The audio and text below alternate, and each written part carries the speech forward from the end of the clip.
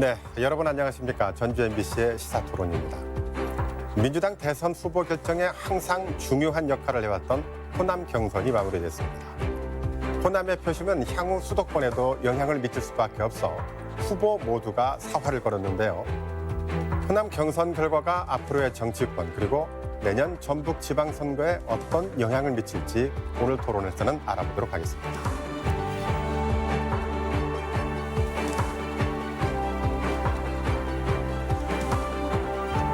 네, 오늘 토론 함께할 세 분 오셨습니다. 어서 오십시오. 예, 네, 안녕하세요. 반갑습니다. 네. 자, 지난주 호남에서 민주당 경선이 치러졌어요. 결과는 이재명 후보와 이낙연 후보가 1승 1패를 가져갔어요.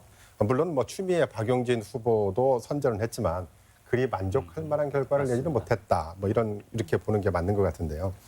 호남의 이런 선택이 무엇 때문이라고 생각하시는지 출연자들의 생각 짧게 들어보고 본격적인 토론 이어가도록 할게요. 먼저 준학강 교수님. 이번 호남 경선 굉장히 정말 중요한 또 하나의 또 이정표를 남겼죠. 그동안 수세에 몰려 있었던 우리 이낙연 후보께서 1승을 또 얻었었기도 하고요. 자, 그러나 결과적으로만 놓고 보면 1승 1패. 그러나 사실상 어쩌면 이재명 후보의 승리다라고 말할 수밖에 없을 것 같은데요. 122표 차이를 줬던 거잖아요. 자, 이게 무엇을 의미하는 거니? 제가 보기에는 여전히 호남 전체를 놓고 봤었을 때 전략적 투표를 했던 게 맞는 것 같고요. 특히 한쪽에 몰아주지 않았다고 하는 것이 굉장히 중요했었던 그런 의미가 있습니다. 서로 경쟁해서 앞으로 좀 더 선전하라. 이렇게 메시지를 준 것 같고요. 다만 이에 비해서 우리 전북 경선에서는 이 광주 전남구와는 달리 이낙연 후보에게 그렇게 표를 많이 주지를 않았.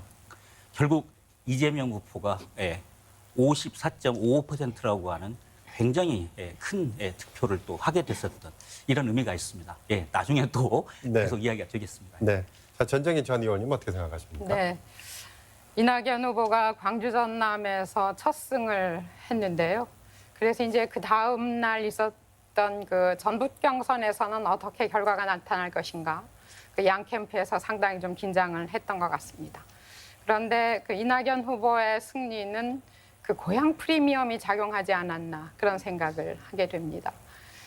그렇게 단적으로 드러난 것이 당일 그 현장 투표 그리고 ARS 투표에서 이낙연 후보가 60% 이상의 지지를 얻었습니다. 물론 그 이낙연 후보의 처가와 외가가 전북에 있어서 그것이 이제 또 얼마나 영향을 미칠까 기대도 했었는데 별 영향을 미치지 못한 것 같습니다. 그리고 이낙연 후보의 승리라고 하는 것이 0.17%의 아주 미미한 승리였기 때문에 전북에서는 될 사람을 밀어주자라고 하는 그 전략적 선택이 작용하지 않았나 생각을 합니다. 네.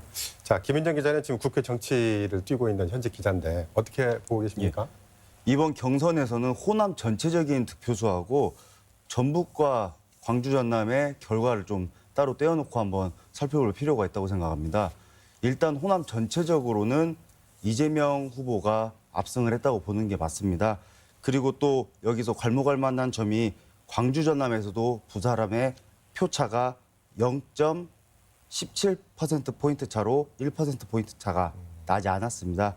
이걸 봤을 때 호남에서 당원들마저도 연고주의 성향보다 이념적인 성향이 굉장히 많이 강해졌다라고 보고 여기에는 좀 SNS 발달이나 이런 거에 많이 유권자들이 영향을 받은 것 같습니다.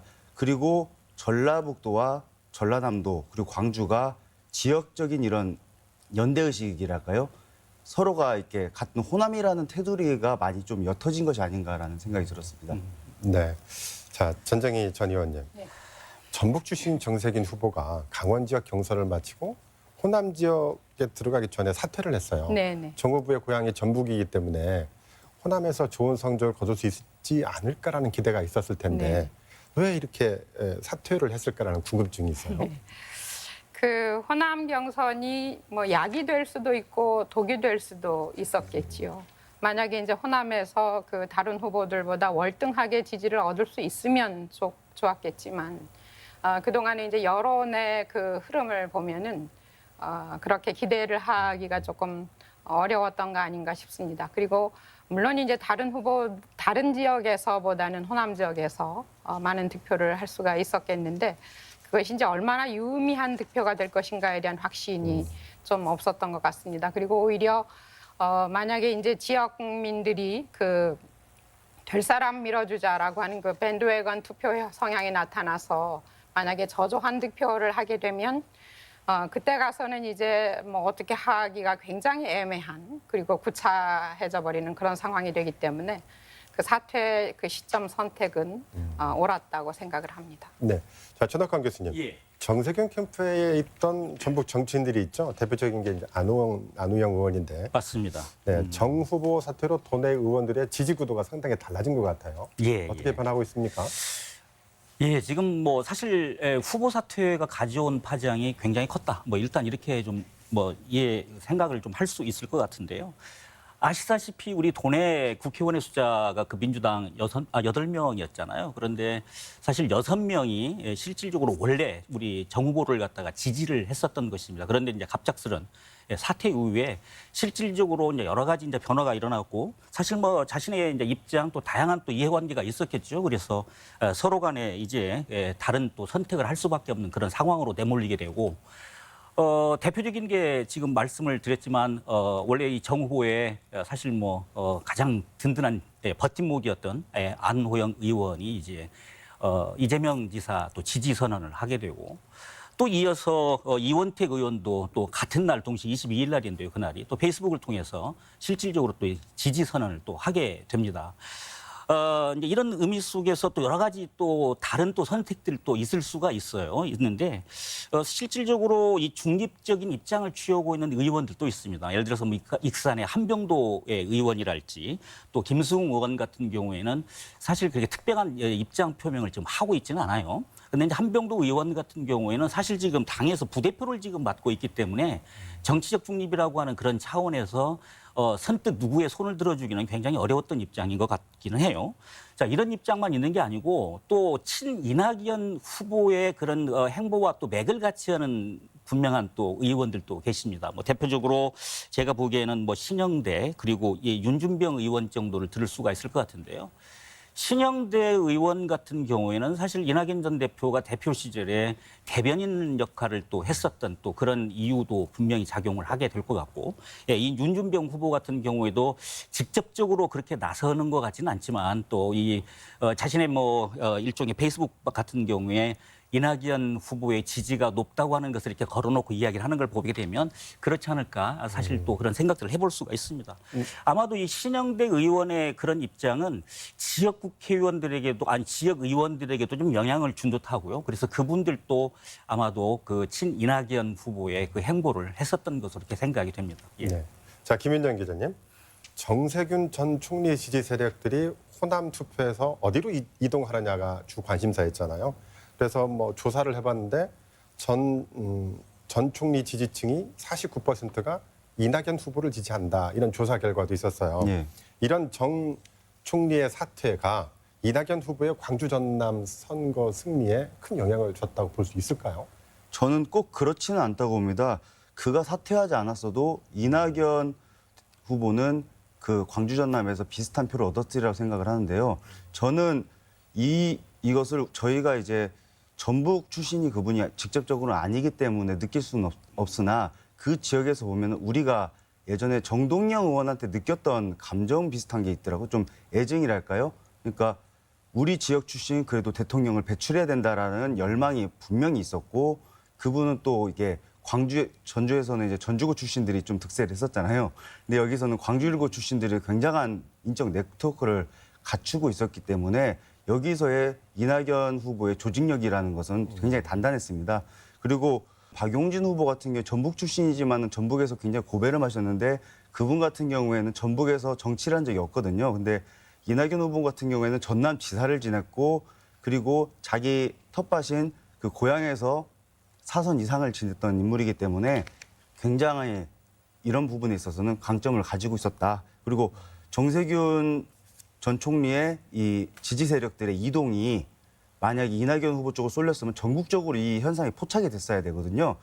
이게 소위 민주당에서 말하는 SK계의 규모가 굉장히 크기 때문에 일사불란하게 움직였어야 되는데 굉장히 파편적으로 움직였다는 점에서 좀 이낙연 후보의 광주 전남 승리는 좀 예견됐던 것이 아닌가 싶습니다. 자, 그럼 이쯤에서 공통 질문을 하나 드리고 싶어요. 요즘 최대 변수로 떠오른 것이 바로 대장동 커넥션이죠. 뭐 호남권 경선 직전에 이재명 후보와 관련된 이 의혹이 터졌는데 뭐 지금 불똥이 뭐 여러 가지로 뭐 퍼지고 있어요. 앞으로 선거에서 어떤 영향을 줄 것 같고 그 어떤 변화가 있을 것인지 한번 예측을 한번 잠깐 들어보도록 할까요? 먼저 최낙관 교수님. 뭐 결론만 놓고 보면 사실 지금 그 대장동 그 의혹이 큰 파장을 일으키지는 못했던 것 같습니다. 이 호남 경선이 끝이 나고 그리고 실제로 이재명 후보의 이 지지율이 굉장히 지금 그 또 공고히 지금 진행이 되는 걸 보면 그렇다는 것이죠. 이것은 뭐 옳고 그름의 문제와는 다른 차원인 것 같습니다. 사실 이 대장동 그 개발 특혜 의혹이 그 벌어지고 그리고 광주 전남 그리고 이제 우리 그 전북 경선이 지금 진행이 됐었던 거잖아요.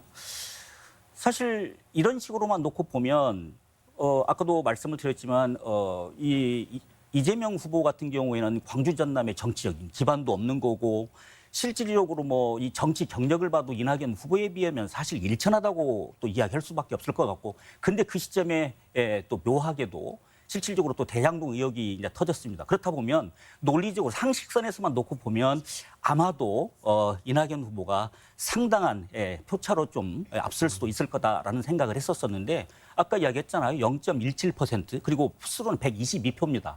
사실 졌다고 말할 수 없는 아마도 제가 보기에 이재명 측에서는 표정 관리하기가 굉장히 어려웠을 것 같다는 생각이 들 정도인데요. 결국 이 결과를 놓고 보게 되면 대장동 개발 의혹이 실질적으로 대세론을 이렇게 흔들지 못했다고 하는 그런 방증이 아니었나 좀 이런 생각들을 좀 해보게 됩니다. 앞으로도 제가 보기에는 큰 영향을 미치지는 못할 것 같아요. 적어도 민주당 내 이 경선 때까지는 그럴 것 같습니다. 향후 이 대장동 의혹이 어떤 방식으로 불똥이 또 튀길지는 지금은 뭐 아무도 예단할 수가 없으니까요. 나중에 이제 서로 각각 진영에서 이제 후보들이 결정이 되고 본선에 진출했었을 때는 물론 제가 보기에는 문제가 있을 듯합니다. 다만 이 민주당 내 이 경선에서는 아주 크게 좀 문제가 없을 것 같고요. 더더군다나 이재명 그 후보의 그 지지자들을 놓고 보면 거의 뭐 제가 이건 제 개인적인 소견입니다만. 유명 연예인의 그 팬덤 같이 굉장히 충성도가 강한 집단이라고 저는 판단이 되거든요. 결국 대장동 의혹이 어떤 방식으로도 진행이 되든 현재 그 지지자들은 실질적으로 이재명 지사의 이야기에 귀를 기울일 수밖에 없고 그리고 그 선택을 갖다가 굳건히 믿고 따라갈 수밖에 없는 이런 상황이다. 저는 이렇게 정리를 해볼 수밖에 없을 것 같습니다. 전 의원님 생각도 비슷하십니까? 네. 어떻습니까? 그 호남 경선을 앞두고 이낙연 후보가 이 대장동 의혹에 상당히 집중하는 모습을 보였습니다.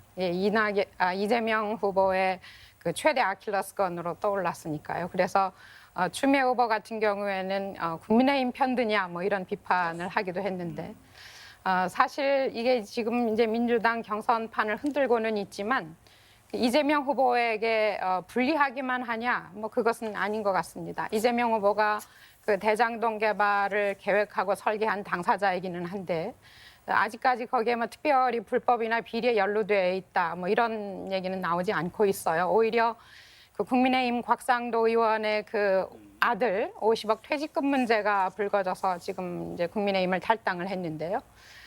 그래서 이제 그동안 보면은 이재명 후보와 가까운 사람도 여기에 연관이 돼 있고 또 국민의힘 쪽 사람들도 여기에 연관이 돼 있기 때문에 이게 이제 실체가 규명되기 위해서는 좀 시간이 필요할 것 같습니다. 그리고 아까 말씀하신 것처럼 그 전라북도 경선에서 만약에 이 대장동 의혹이 경선에 영향을 줬다면 그 이재명 후보가 지지율이 좀 많이 낮아졌어야 되는데 그런데 전라북도 경선에 이재명 후보가 54.5%를 얻었어요. 그것은 그 이전까지의 경선 중에서 가장 많은 득표를 한 그런 것이기 때문에 별 대장동 의혹이 아직까지는 영향을 미치지 못하고 있다. 다만 이게 이제 조금 더 의혹이 진상이 규명이 되고 만약에 이게 이제 이재명 후보가 그 민주당 후보로 본선에 진출을 하게 될 경우에 이제 본선에 가면 더 치열한 이런 공방이 있게 될 것 같습니다.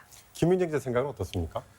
일단 대장동 의혹이 국민들의 표심에 어떤 영향을 미쳤는지는 본선 전에 수사 경과를 좀 보고 얘기를 해야 될 것 같습니다. 근데 여론조사만 놓고 보자면 큰 변화가 없었는데 좀 아이러니하게도 요즘에는 의혹이라는 게 터지면 뭐 윤리적 의혹이나 뭐 이런 것들이 터지면 그 이회창 그 예전 대표가 이게 아들 군대 문제만 터지고 굉장히 급격한 하락이 있었는데 이게 우리가 점점 노무현 정부, 문재인 정부, 이명박 정부, 박근혜 정부를 거치면서 의혹이 터지면 이제 결과가 나오기 전부터 지지자들의 급속한 결집이 이루어집니다. 그러니까 대장동 스캔들로 달라진 것은 양당의 경선 흐름이 굉장히 빨라졌어요. 그러니까 원래는 경선 전에는 상대당 후보로 공격하기보다 내부 경쟁을 마무리하고 그다음에 본선을 채비한다고 한다면은 지금은 양당 다 그 1위 후보들한테 공격을 막 하고 있단 말이에요. 이런 흐름이 굉장히 빨라졌고 오히려 이재명 후보한테 대장동 의혹이 경선에서는 호재로 작용한 면도 있다. 이번에 제가 전북 경선장을 현장을 갔었는데요. 분위기가 그 두 가지였습니다.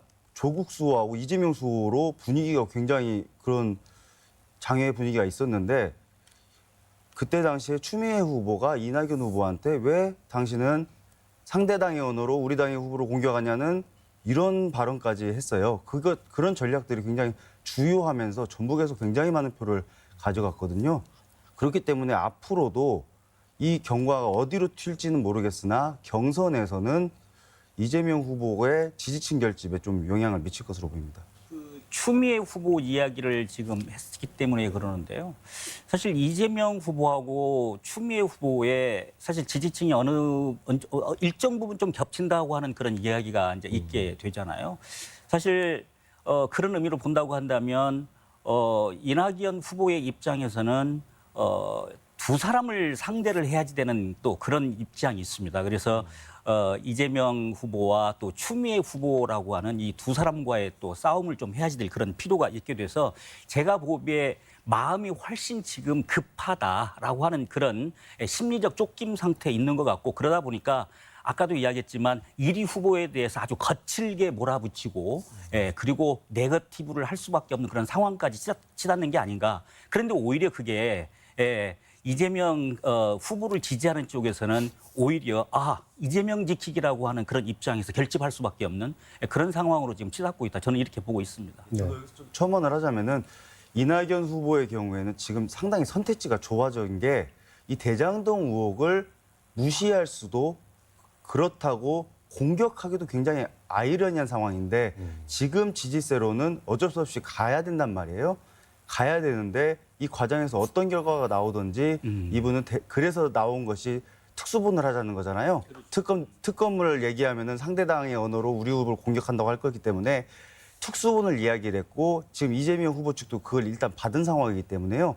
이것이 어떤 영향을 미칠지는 좀 추후에 지켜봐야 될 것 같습니다. 네.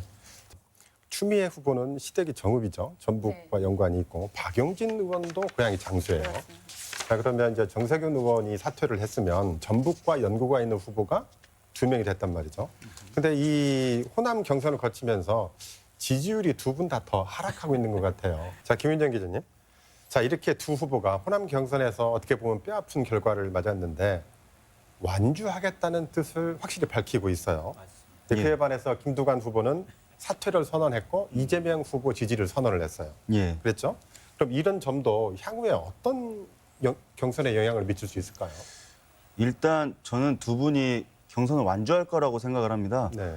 그 이유는 이분들이 지금 경선에 중도 사퇴를 한다면 민주당 경선은 사실 흥행이 끝나버린다. 왜냐하면 양강이 물론 지지세를 바치고 있지만은 이 나머지 두 후보가 사퇴를 한다면 민주당 경선이 그냥 하나 요식행위에 네. 그친다는 인상을 받을 수가 있거든요. 국민들한테. 그렇다면 그게 신뢰도를 깎아먹는 일이 될 수 있기 때문에 그대로 갈 것이고 그리고 추미애 후보가 어디서 강했냐면 국민선거인단 투표에서 굉장히 강세였어요. 그렇기 때문에 아직 한 번밖에 안 한 그 결과를 다시 두 번, 세 번째 남았으니까 추미애 후보의 결과는 또 그때 가서 봐야 될 것 같고 박용진 후보의 경우에도 원래부터 무게파 혈혈 단신으로 와서 조직도 굉장히 부족하거든요. 이분은 좀 어떻게 보면은 자기가 좀 그 이낙연 후보나 정세균 후보나 추미애 후보도 마찬가지고 굉장히 이 정치적 구력이 오래되신 분들이라 휘하에 그 국회의원들을 휘하에 두고 있잖아요. 근데 박용진 의원은 휘하에 국회의원이 없어요. 혼자서 하기에 굉장히 부담스럽지만은 그 의미로서 출마했기 때문에 굉장히 그 끝까지 갈 것 같고, 그 다음에 이분들의 완주가 그래도 이런 그 경선에 큰 뭐 영향 포인트는 아닐 것이다. 그리고 의도치 않든 추미애 후보가 이재명 후보의 좀 페이스메이커라는 인식은 훨씬 더 강해질 것 같습니다. 네, 지금 그 완주를 그 말씀을 하셨는데 사실 이 경선을 완주하는 것이 그 이재명 후보의 그 본선 진출에도 굉장히 큰 의미를 가지고 있습니다. 지금 김두관 후보가 그 885표를 받았어요. 전북에서, 호남에서. 이재명 후보는 56,002표입니다. 거기에 비하면 굉장히 뭐 미약한 수치긴 한데 이 김두관 후보가 후보 사퇴를 하면서 그 표가 무효표 처리가 되거든요.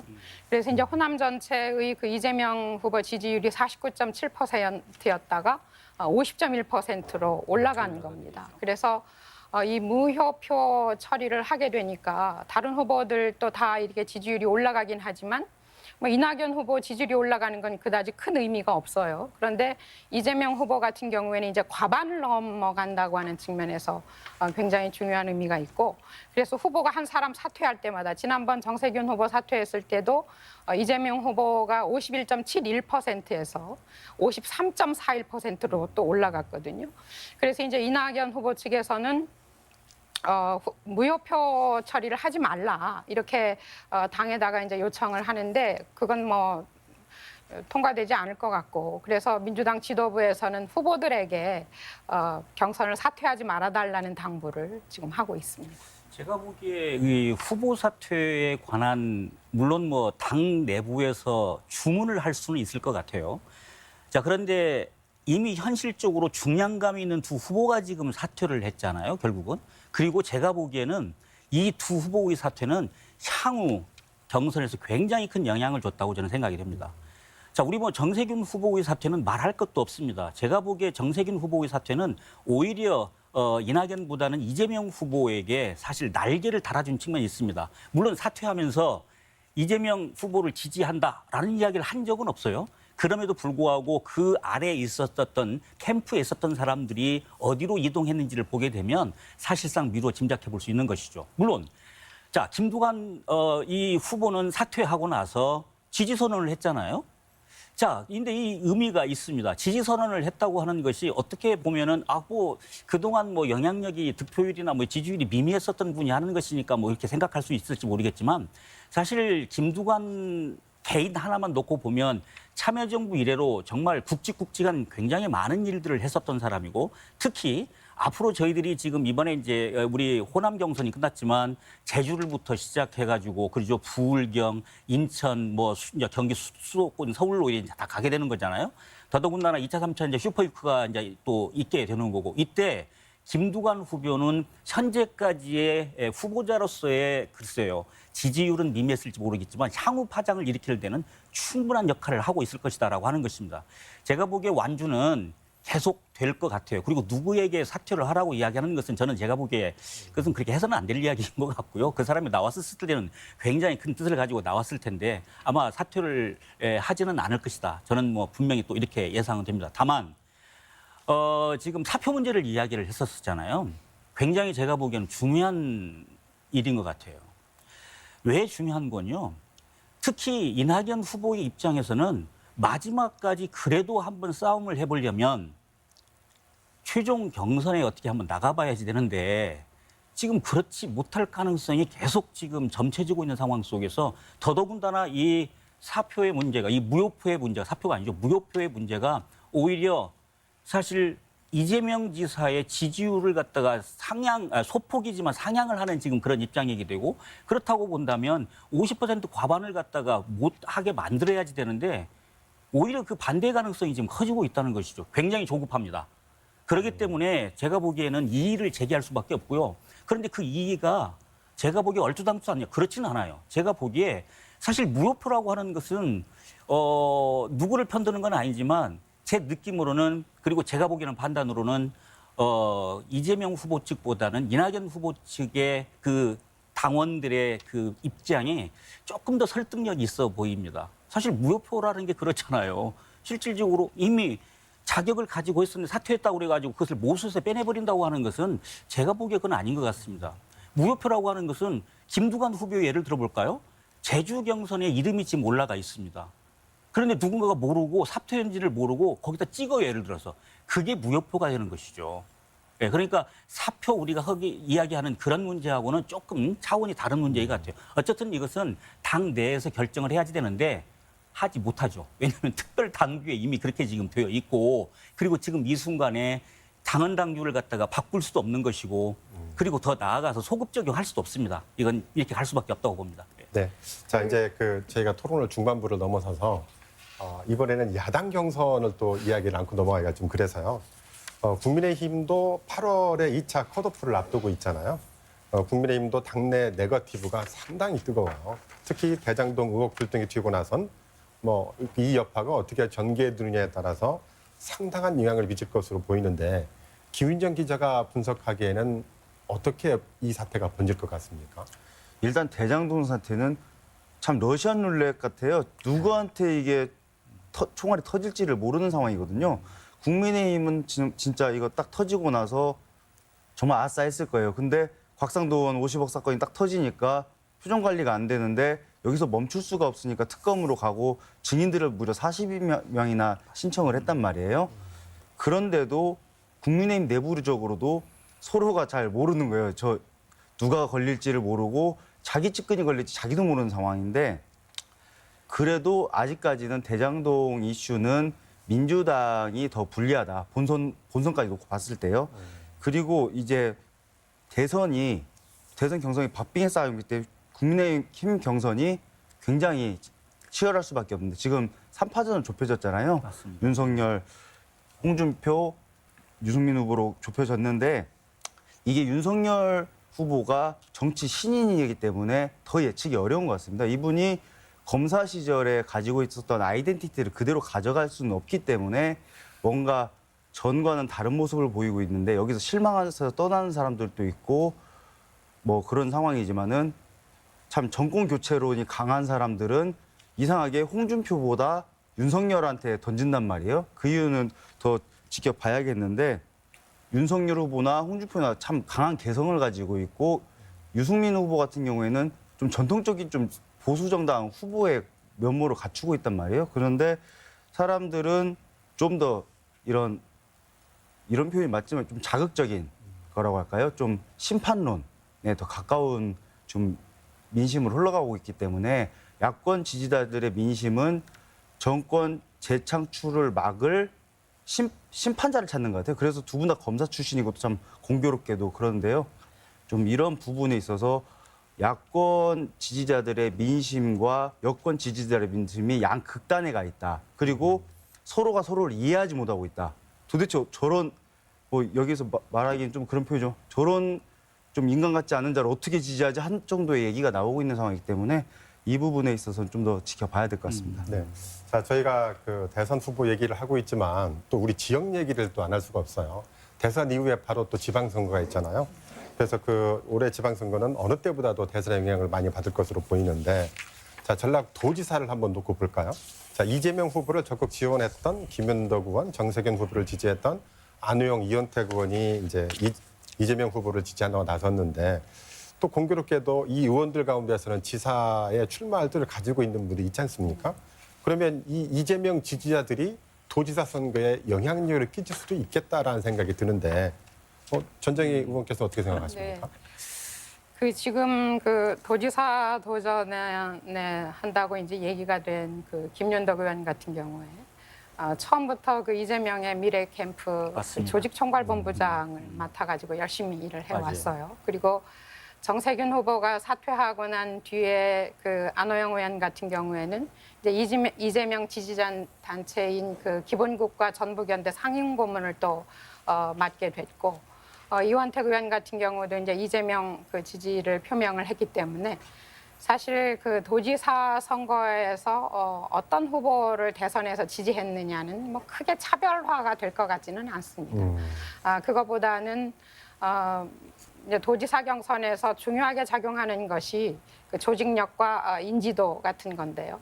자, 그런 점에서 뭐 현직을 능가하기는 굉장히 어려울 것입니다. 다만 이제 그 무슨 중앙당에서 인위적인 배제를 하거나 아니면 또 뭐 현직을 능가할 만한 무게감 있는 어떤 뭐 인물이 나온다거나 아니면 뭐 또 다른 여러 가지 이제 변수가 있다거나 뭐 이런 경우가 생기면 모르지만 현직을 능가하는 것은 상당히 어려운 일이기 때문에 어쩌면 출발 자체가 좀 기울어진 운동장에서 시작하게 되는 것이 아닌가 그런 생각을 하죠. 최 교수께서 그래도 사실 저는 일정 부분 도지사 선거에 지금 영향을 미칠 거다라고 지금 보고 있고요. 결론을 먼저 말씀을 드리면 왜냐하면 지금 인지도와 조직력을 지금 우리 전정희 전 의원님께서도 말씀을 하셨는데 사실 조직력이 굉장히 중요하다고 보고 저는 또 그 중에서도 우리 전라북도 같은 경우에 중요하다고 보고 사실 이번에 이제 그 대선과 관련된 이 캠프가 자연스럽게 이제 지방선거 쪽으로 지금 이동이 지금 될 거라고 보고 있는 것이죠. 다만 변수로 작용이 되는 것은 원래 내가 이 캠프의 주인이었었다고 주장하는 사람이 있죠. 예를 들면 김윤덕 의원 같은 사람. 근데 그 이후에 이제 승선을 한 안호영 의원이랄지 또 다른 예를 들자면 몇 의원들이 있다고 가정을 해봅시다. 그러면 한 배 이제 같은 배에 타게 된 운명이잖아요. 그때 나중에 이제 누가 헤게모니를 줄 것인가라고 하는 그런 문제가 좀 있기는 있을 것 같긴 합니다. 그러나 큰 틀에 봤었을 때 만약의 경우에 이재명 후보가 최종 예를 들어서 승리를 했다고 가정을 해본다고 한다면 분명히 이 조직 자체가 누구 사람을 정확하게 뭐 찍지는 않을지 몰라도 충분히 그 조직력을 가지고 움직인다고 본다면 그 힘은 여전히 유효하고도 그리고 강력한 힘이 될 것이다. 저는 이렇게 보고 있습니다. 대선의 열기가 그렇습니다. 지금까지는 갈 것이다. 예. 네, 김윤정 기자 생각은 어때요? 저도 상당수 영향이 있을 것으로 보입니다. 이게 직접 선수로 뛰고 있는 국회의원들이 이렇게 움직인다는 것은 자기 직접 생계하고 연계돼 있기 때문에 엄청나게 신중하게 움직인단 말이에요. 근데 이번에 좀 정세균 총리 지지를 하다가 이재명 지사를 지지하는 활동으로 좀 선회하신 분들을 보면 굉장히 적극적입니다. 그리고 표정이 달라요. 좀 이 언론을 통해서 보시면 아시겠지만 정세균 후보 때는 살짝 이런 표현을 써도 될지 모르겠지만은 뭔가 이 큰 어른 모신다는 느낌이었는데 큰 어른 나오면은 옆에서 이제 옆에 있다는 느낌인데 이재명 후보 때는 자기가 막 나서요. 될 것 같으니까 대세론에 편승해서 내가 뭔가라도 정권 교체가 되면 한 자리를 차지할 수 있다. 이런 심리가 없지 않을 것이고 특히 지사 선거에서는 뭐가 있냐.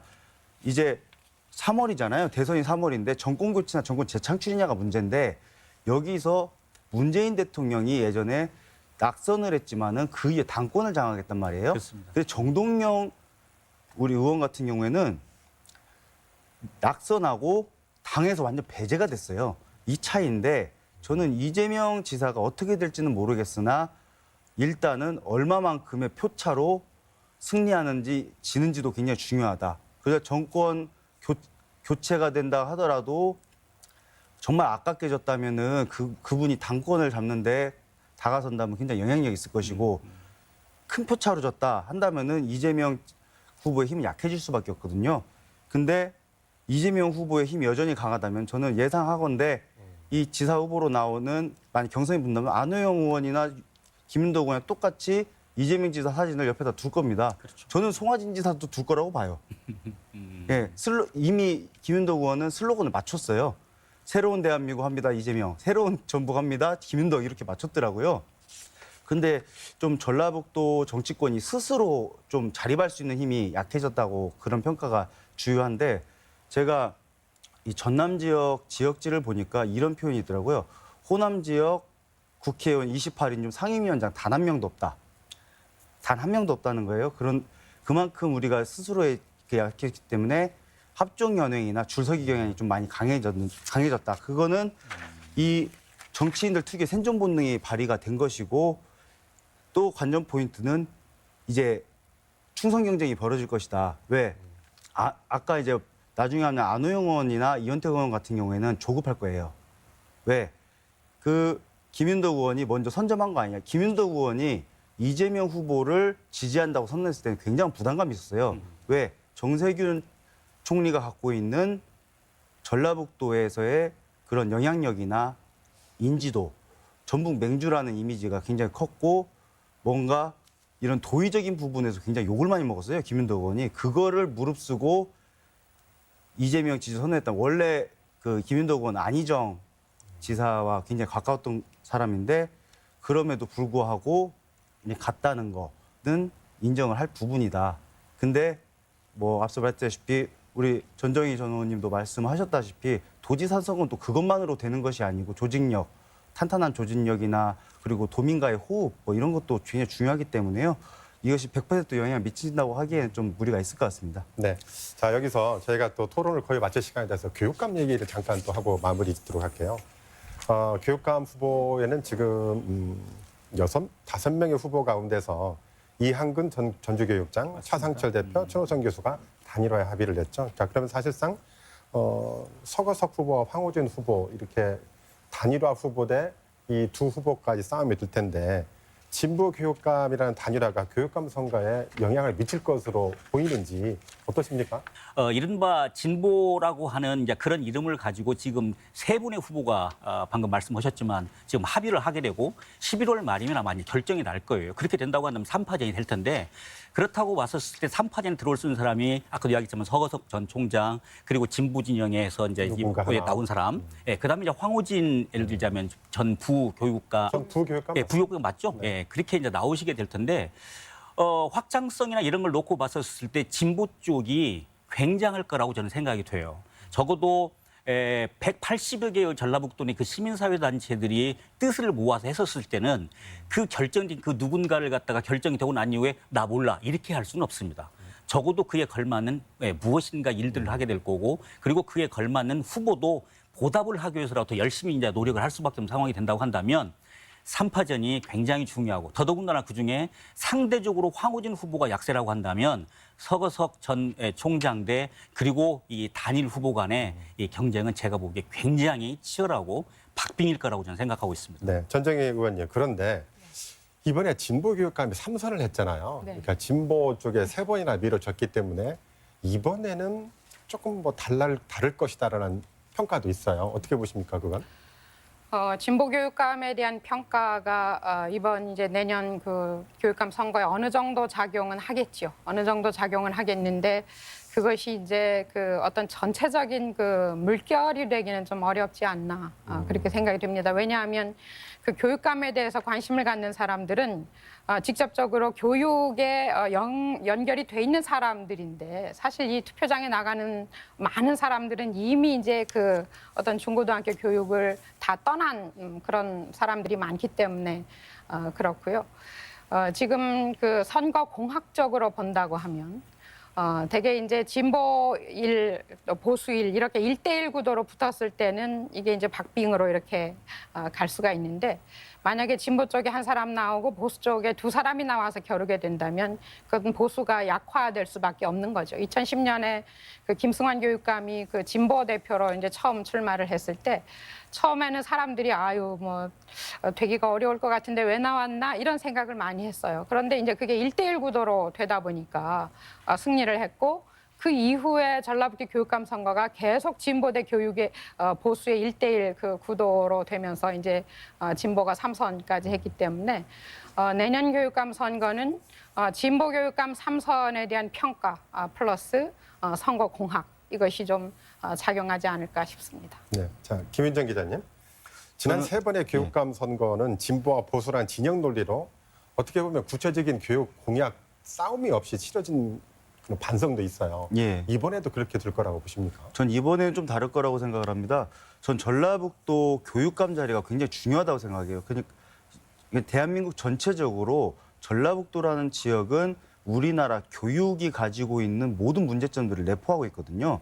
그러니까 전북 같은 경우에는 일단 굉장히 유명한 그 자율형 사립학교인 상산고등학교가 있고 그 다음에 엄청나게 빠른 학력 인구 감소 농촌에 학교가 있어야 되냐 없어야 되냐는 문제, 그리고 뭐 이런 급식 문제 여러 가지들을 정말로 빠르게 나타나고 있어요. 인구가 빠르게 줄고 있고 그다음에 출산율이 줄고 있기 때문에 더 그런데 이 문제 어젠다들을 어떻게 먼저 누가 제시하고 먼저 해결하느냐가 굉장히 포인트가 될 것 같습니다.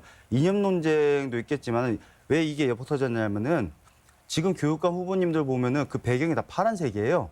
그러니까 현수막을 다 파란색으로 걸고 있고 이게 정치권과의 또 연대도 염두에 두고 있다는 거거든요. 조직이 그분들은 부족할 수밖에 없으니까요.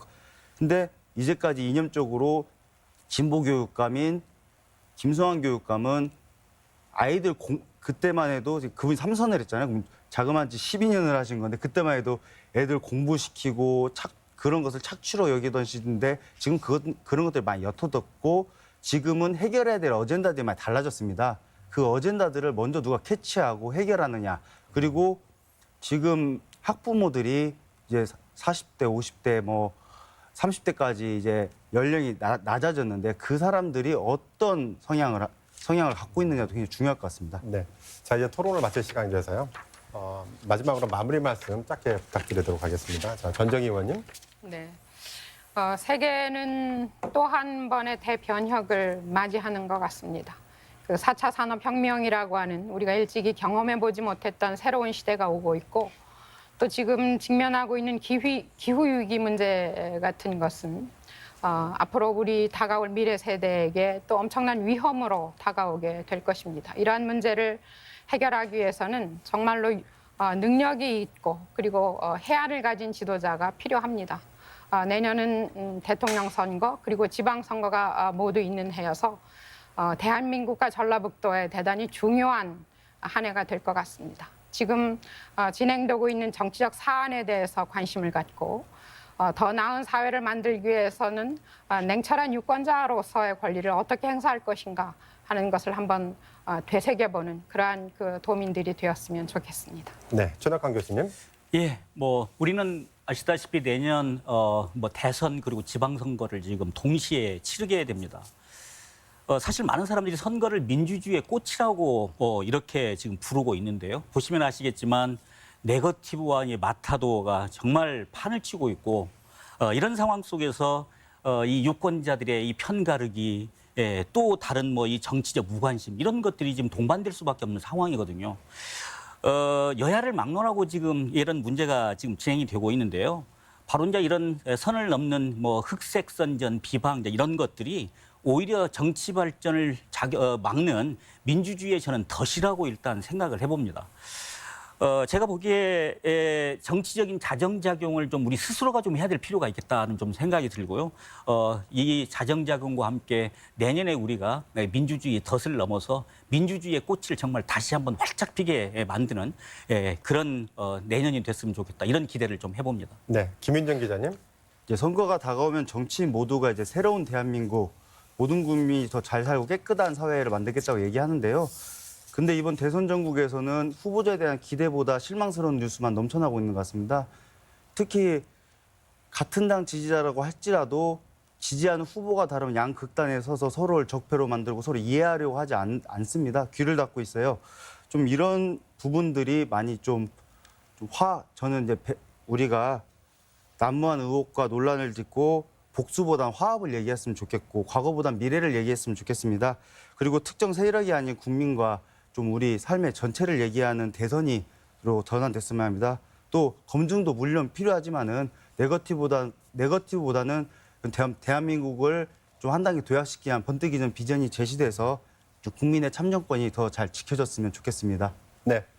오늘 시사토론에서는 호남 경선 결과가 불러올 대선 레이스와 전북 지방선거에 대한 변화를 전망해봤습니다. 각 당의 대선 후보 경선이 정책 대결보다는 끊이지 않는 의혹과 게이트 공방으로 혼란스럽기만 합니다. 그렇다고 정치를 외면해서도 투표를 포기해서도 안 됩니다. 진정한 민주주의는 유권자 여러분의 선택에 달려 있습니다. 오늘 순서 여기서 마치겠습니다. 시청해주신 시청자 여러분, 함께해주신 토론자 여러분, 고맙습니다. 수고하셨습니다.